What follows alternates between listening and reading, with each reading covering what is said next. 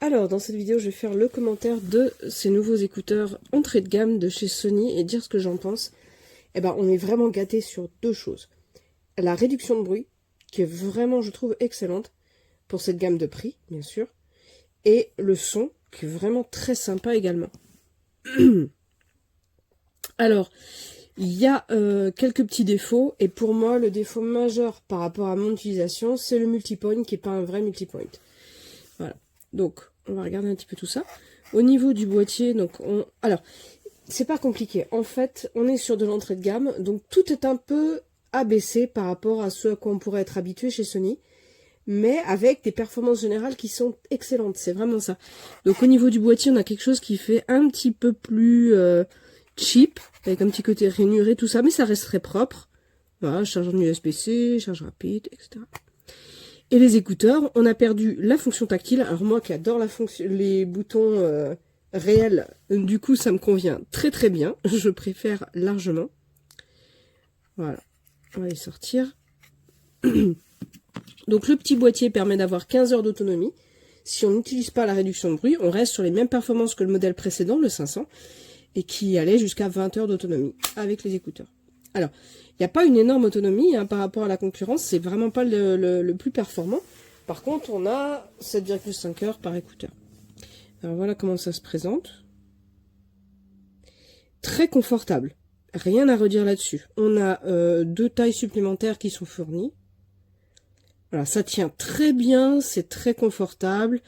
Donc moi j'aime beaucoup le côté non tactile justement, parce qu'il y a des gens qui restent toujours amateurs de ça. Moi j'aime pas le fait que dès que je touche l'oreille, paf, par accident je déclenche un truc. Ça j'aime bien.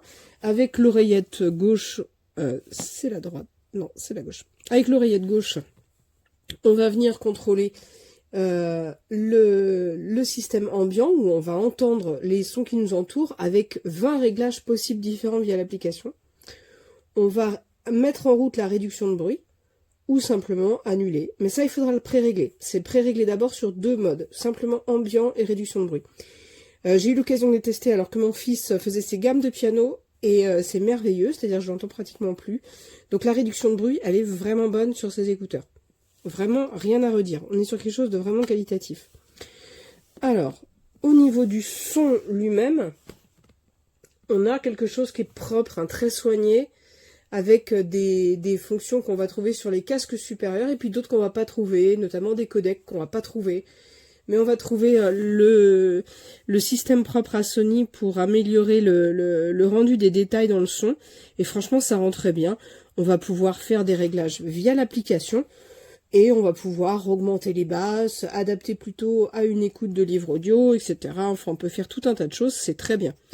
J'ai même fait des vidéos enregistrées avec le son pour voir ce que ça donnait et c'est très propre. Vraiment très propre. Rien à redire. Donc, en gros, qu'est-ce qu'on a d'autre? Bon, évidemment, ils sont adaptés pour la pratique du sport, ils tiennent vraiment très bien, donc ça, il n'y a vraiment pas de souci là-dessus. Ils sont étanches jusqu'à un certain niveau. Voilà. Donc, honnêtement, pour un casque qui va se retrouver autour de 100 €, eh bien, on a un excellent son et on a une excellente réduction de bruit. Si je compare avec un autre casque, je dois l'avoir pas loin, que j'ai testé récemment, qui est le casque de chez Jabra, qui est exactement au même prix, eh bien, la seule chose qui me ferait préférer Jabra, c'est un réel multipoint. On va y revenir. Mais autrement, en matière de son ou de réduction de bruit, celui-ci fait nettement mieux. Le multipoint, c'était marqué comme possible avec ce casque. D'abord, j'ai eu un mal de chien à le connecter à l'ordinateur. Il faut vraiment suivre le mode d'emploi, mais il faut aller le chercher en ligne. Et on ne peut pas avoir les deux en même temps. C'est l'un ou c'est l'autre. Donc si ça bascule sur mon téléphone, l'ordinateur se déconnecte. Si je suis sur l'ordinateur, le téléphone se déconnecte. Mais moi, ce que j'aime, c'est avoir les deux en usage simultané. Donc ça n'est pas possible. Voilà pour ce casque. En tout cas, ce qu'il faut retenir, c'est que on n'est vraiment pas volé pour 120 €. C'est vraiment un casque qui offre de très bonnes performances pour ce niveau de prix. Ça, il n'y a vraiment pas photo. On a un produit qui est une entrée de gamme par rapport à ce que Sony est capable de faire. Et c'est vrai que moi, je trouve que la qualité de ce qu'ils font est vraiment géniale. Mais on a quelque chose de super soigné à l'arrivée, qui est propre, qui a de la gueule, qui est tout bien fini, avec des finitions qui sont des matériaux qui sont un petit peu plus simples, avec des performances qui sont un petit peu plus simples, mais ça permet d'avoir la qualité de son de Sony, les performances de Sony et sa réduction de bruit pour un prix tout à fait abordable. Franchement, je trouve que il est vraiment top. Et clairement, c'est un casque que je vais utiliser au quotidien sans aucun problème, parce qu'en plus, je trouve que il est super agréable à porter. Alors, c'est d'autant plus significatif que là, je suis en fin de bronchite chronique, de bronchite aiguë, et que j'avais une bonne otite en plus dans les oreilles, et donc malgré ça, eh ben, je les ai trouvés très confortables à porter. C'est dire si vraiment ils sont vraiment sympas. Donc, est-ce que je recommande? Bah oui, sans hésiter, il n'y a aucun problème, 5 étoiles.